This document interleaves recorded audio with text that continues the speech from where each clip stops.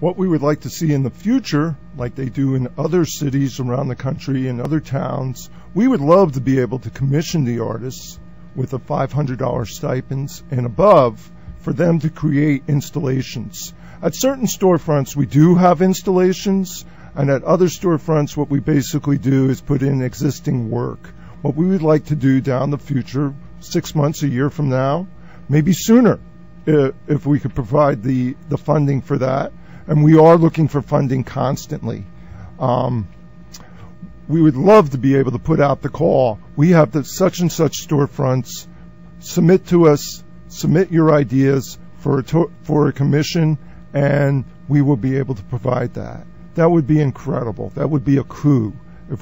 If you go to other towns around the country, such as Seattle, Tacoma, Bremerton, and especially in San Francisco, where they have been doing this for a long time, they're the premiers for it, is that they commission their artists, and we would love to be able to do that eventually.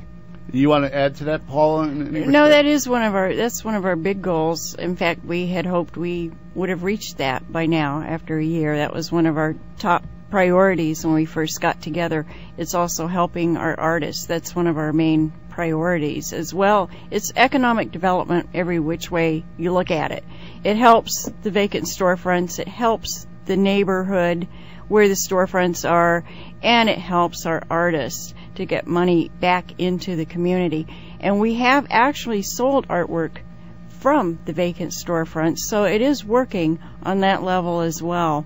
Yeah, it's really gratifying to sell art out of empty storefront, because people are like, well, not only what we're doing is we're taking the art and putting it right downtown, right where people are to and from work, doing their chores, walking back and forth, but they look over, they see art in unexpected places, and they go, I like that. How can I purchase that piece? Usually there's a sign on the building that has the Eugene Storefront Art Project blog, which is esapblog.blogspot.com, or our email, which is eugenestorefrontartproject@gmail.com.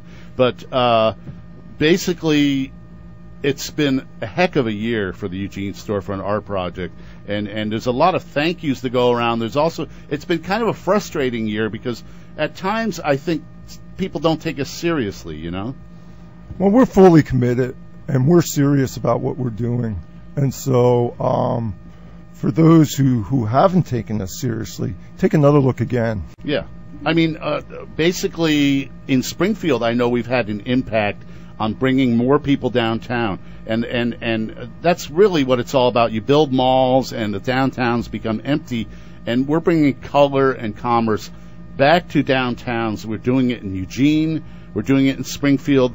We did it in Junction City to a limited extent, but we're also helping groups around the area, groups in Oak Ridge, and we're talking to some people in Cottage Grove about doing the same sort of thing. Like Peter was saying, it's a nationwide thing. It's going on all over the country.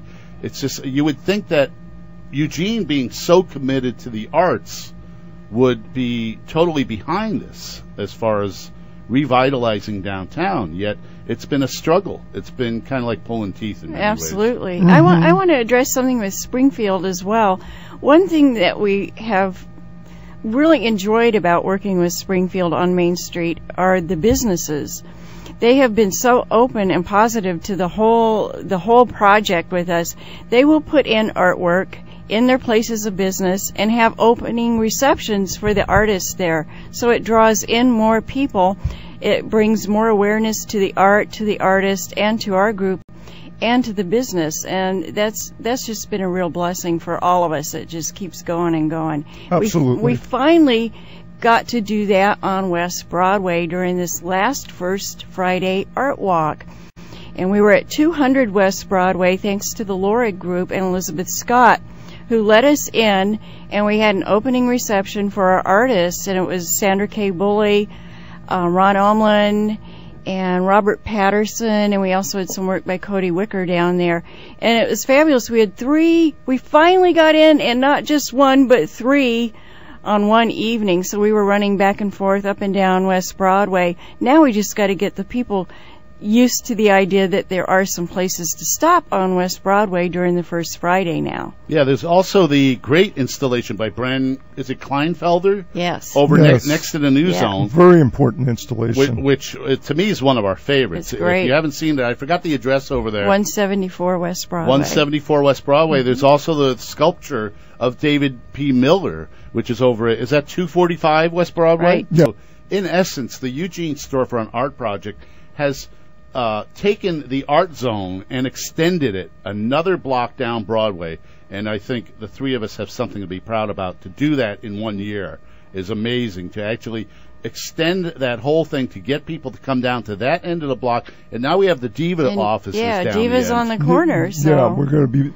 doing installs at the Diva space soon. Yes, the old Diva space on the corner of Olive and West Broadway. We should be putting an installation. That might be our next installation. Mm-hmm. We also are going to refill Taco Time with some art because they had a Christmas bazaar. This is something I wanted to ask you, Paula, about. There was you came up with a concept. I think it was early on in October for pop-up gallery Christmas bazaar, and it ran around. It went round and round through the washing machine that is Eugene, and really didn't go anywhere. Then all of a sudden, I noticed everybody had grabbed onto your idea. And do you have anything to say about that? It's not a new idea, but I wanted to have some kind of commerce in these vacant spaces during the holidays. I mean, that's how it all started anyway, when I tried to do the same thing down at New Zone. And so it was really cool to see a pop-up shop in the old Taco Time selling handcrafted art and functional things for the holidays. That was wonderful. And we actually got to do that at the Nedco space. It was very last minute, but we threw it together. We had over a dozen artists participating, and some work was actually sold. So that was our holiday market as well. So hopefully this year we can do it again, bigger and better. Yeah, all through the efforts of us three little people who have basically no money. All of us are either unemployed, or self-employed. And it's been a rough year on that respect, but this really has been like the most incredible year for me anyhow. Yeah, so we were talking a little bit about, oh, by the way, we wanted to give a thank you to the Silva Group for supplying us with some working space downtown. We're not there all the time, folks, so don't go over there looking for us. It's basically a drop-off and pick-up point. But it's at one of our latest installations, which is 228 and 224 East 11th across from Selco. There's some great art in there by Sean Spraglia. How do you pronounce it? Spraja and R.Z. Fulton. You might have seen the big parrot in the window. But thinking about the parrot, I was just watching a movie called The Wild Women of Wongo last night, a 1957 movie, and they had this parrot that kept like chiming in on all the action that was going on. Like, I could believe like that. These two people were about to, make love, and he goes, ah, ah. Anyhow, sorry to digress. Oh, yes. So let's talk a little more about some of the fun things we've been up to this year.